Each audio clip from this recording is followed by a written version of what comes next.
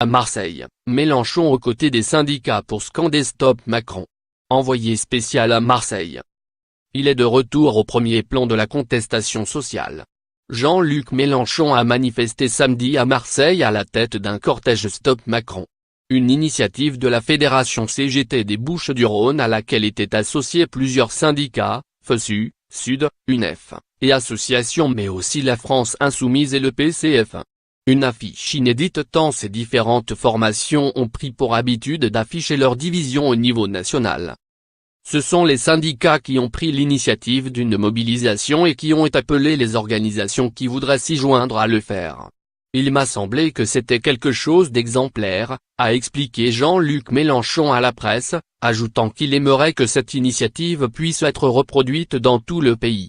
C'est une manifestation syndicalo-politique mais il faut en laisser la paternité aux organisations syndicales, a-t-il dit bien que la France Insoumise était particulièrement visible dans le cortège qui comptait plusieurs milliers de manifestants.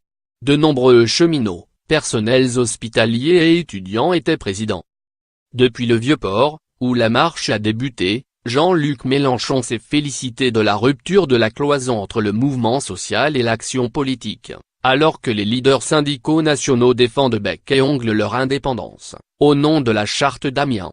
Le dogme du mouvement social indépendant de la politique a montré sa limite, avait écrit Jean-Luc Mélenchon sur son blog à l'automne après la bataille perdue contre les ordonnances réformant le code du travail. Toutefois, le front politique était clairsemé. Bien que le NPA était représenté par l'ancien candidat à la présidentielle, Philippe Poutou, Olivier Besancenot s'est fait excuser. De la même manière, Pierre Laurent le secrétaire national du PCF et Benoît Hamon le fondateur de Génération.s n'ont pas répondu positivement à l'invitation de Jean-Luc Mélenchon, se contentant d'envoyer une délégation.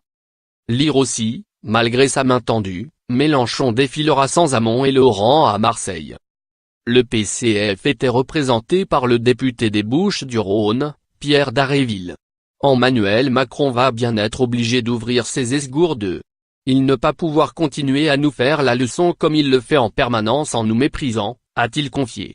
Tandis que Philippe Poutou veut croire que le mouvement a potentiellement les moyens de faire plier le gouvernement.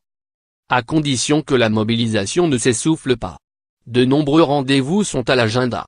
Une manifestation unitaire, à l'appel de la CGT, se tiendra le 22 avril prochain à Paris. Le 1er mai, traditionnel rendez-vous syndical, sera également scruté.